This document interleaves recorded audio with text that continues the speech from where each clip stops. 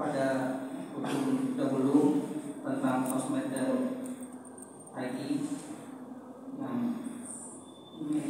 cukup dekat sama kami sehari-hari, sehingga mungkin kami bisa sedikit berani untuk ngomong dan mengingatkan kembali juga kepada ceramah Ustaz Reza kemarin terkait ngomong bahwa saya ngomong tentang sosmed, terus kemudian Mas Reza juga menimpali bahwa ternyata HP ini sudah begitu sangat membahayakan, tidak hanya membuat jadi korban, bahkan melatih jadi pelaku ini. Alhamdulillah mencari, semoga anak kita tidak menjadi seperti itu. Terus karena dijauhi itu, terus saya ngisi apa lagi ya? Kembali IT bisa menjadi berguna. Saya tidak hanya ke komputer, hanya ke ChatGPT dan Gemini. Sebenarnya apa sih yang tuntunan Islam dalam kita menghadapi gandasnya dunia sosial ini? Kemarin sempat ngobrol sama Ustaz Budi Prayoga. Beliau nikahnya sederhana bahwa Nabi Muhammad SAW sudah memandu kita. Beliau bersabda, "Aku tinggalkan kepada kamu dua perkara, kamu tidak akan sesat selama kamu berpegang kepada keduanya, yaitu kitab Allah dan sunnah Nabi-Nya." Hadis riwayat Malik.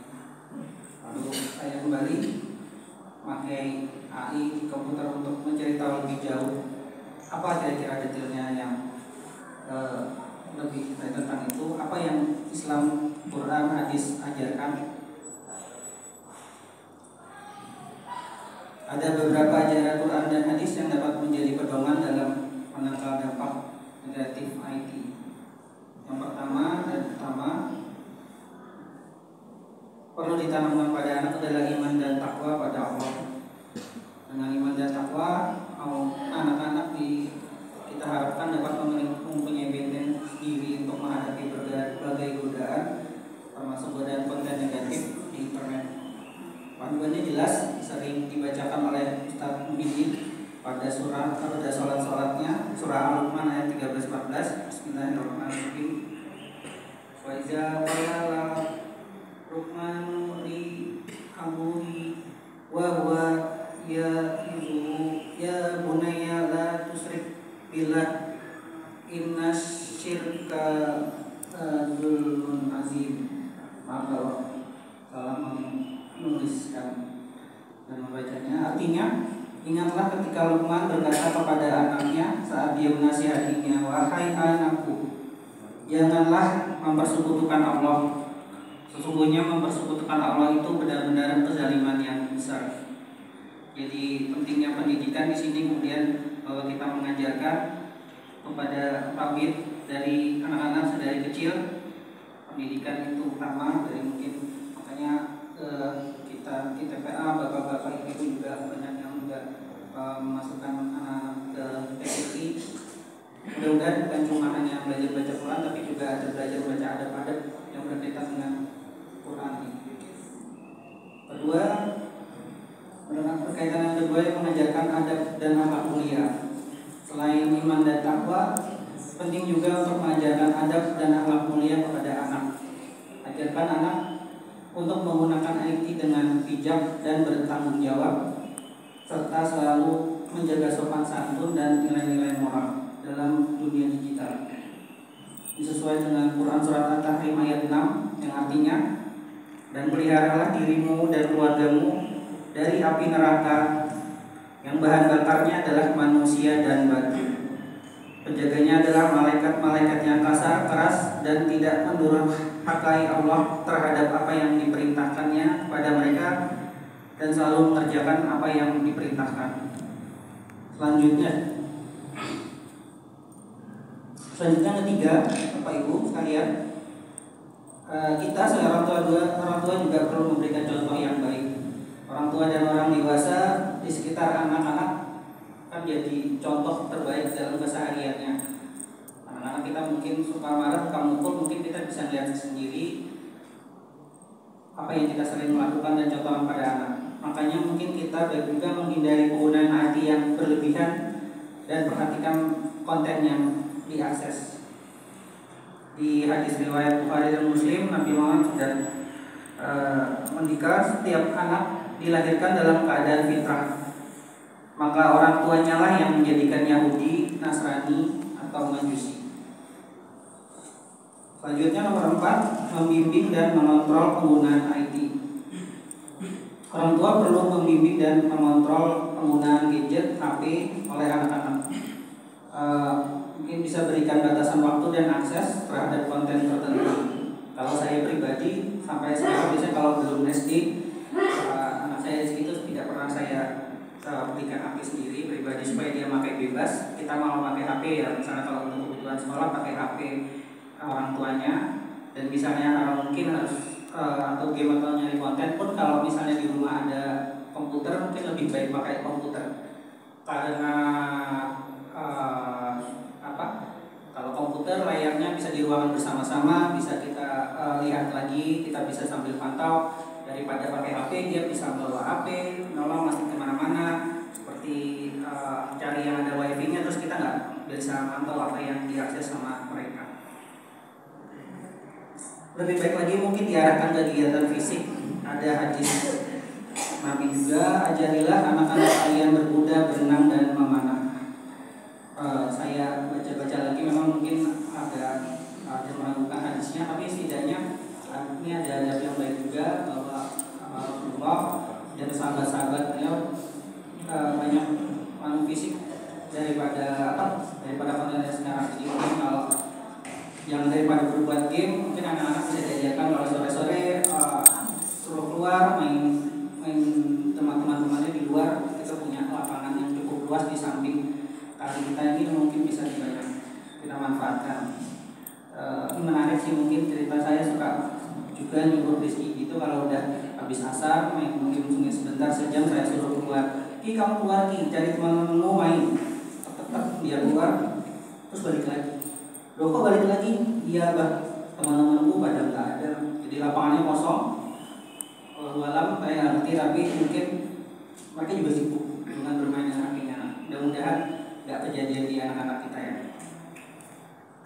Paling nggak kalau sudah banyak pakai HP, nomor 5 ini mengajarkan untuk memfilter konten. Itu ada surahnya Al-Hujurat ayat 11 yang artinya, hai orang-orang beriman, jika datang kepada kalian seorang fasik dengan membawa suatu berita, maka periksalah dengan teliti, tabayun pada artinya, agar kalian tidak menimpakan suatu musibah kepada suatu kaum karena kebodohan kalian, yang kemudian kalian menyesali apa yang telah kalian lakukan. Ini kejadian pada masa Nabi dulu tentang suatu, kalau nggak salah ada tentang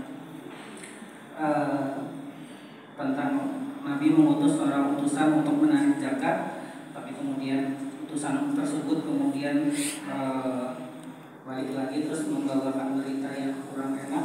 Terus kemudian Nabi memerintahkan untuk memerangi. Allahu alam, ternyata hanya ada miskomunikasi yang kemudian tidak terjadi apa-apa. Tapi itulah pentingnya kemudian kalau kita lihat di WA ada konten-konten apa, selalu cek kembali. Gampang kalau ada berita apa tentang misalnya bom meledak di Darul Mutakin, nah langsung tinggal kita Google lagi bom meledak di Darul Mutakin itu, nanti mungkin kalau beritanya nggak benar, insya Allah nggak muncul lagi di berita ini. Mudah-mudahan kita hindari dengan hal ini. Terakhir, mengarahkan pada konten positif. Arahkan anak pada konten positif dan bermanfaat seperti konten edukasi, keagamaan, dan pengembangan diri. Isinya bekali keluarga dengan ilmu dan membimbing keluarga menjadi pribadi yang berakhlak mulia. Jadi mari saya bilang kemarin, ada internet tuh banyak bahayanya, tapi juga sebenarnya kalau kita arahkan, kita bisa manfaatkan banyak hal-hal positif yang bisa dipakai. Kemarin apa ya, saya mau tentang kita bisa belajar musbah, kita bisa mengaji dengan apa itu, bisa nonton saya sering tuh melakukan nyari di YouTube, melakukan hal-hal baru. Misalnya kemarin itu benerin kunci rusak, itu dari di YouTube langsung ada tutorial macam-macam. Insya Allah banyak yang bisa kita manfaatkan, tinggal kita terarah bagaimana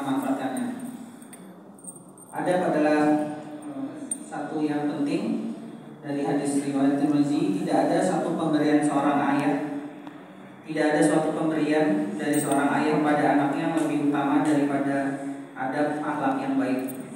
Hingga adab akhlak yang baik ini mungkin perlu digarisbawahi, sehingga walaupun anak kita pintar segala macam, punya tahu konten segala positif, tahu ilmu segala macam, dapat banyak pelajaran dari internet, tapi kalau adab akhlaknya kurang, ya nanti hasilnya tidak baik. Perlu juga selain tips di atas membangun komunikasi yang terbuka dan positif dengan anak. Ya, anak-anak zaman sekarang tidak seperti anak zaman dulu cara komunikasinya. Kalau zaman dulu kita bisa pakai apa kata Pak Wisnu periksa buku pakai penggaris. Kalau zaman sekarang Pak Wisnu kalau di TK atau di SD itu kalau anak-anak bisa buku pakai penggaris, mungkin besok udah dilaporkan orang tuanya ke polisi segala macam. Ada komunikasi yang baik sama anak-anak dengan gayanya mereka, sehingga komunikasi itu tercipta dan suasana yang nyaman bagi anak kemudian tercipta untuk mereka bisa cerita sendiri tentang pengalamannya di dunia digital, bisa bercerita langsung, tahu apa yang dilakukan teman-temannya, dan kita bisa ngobrol nasihatinya. Jangan lupa juga untuk selalu mendoakan anak-anak kita agar terhindar dari segala hal yang negatif dan selalu berada dalam lindungan Allah Subhanahu wa Ta'ala. Kiranya itu saja berapa untuk mengisi waktu pada subuh ini. Kita akan berada dalam kafaratul majelis. Alhamdulillahirabbil alamin. Subhanakallahumma wa bihamdika asyhadu an la ilaha illa anta astaghfiruka wa atubu ilaik. Wassalamualaikum warahmatullahi wabarakatuh.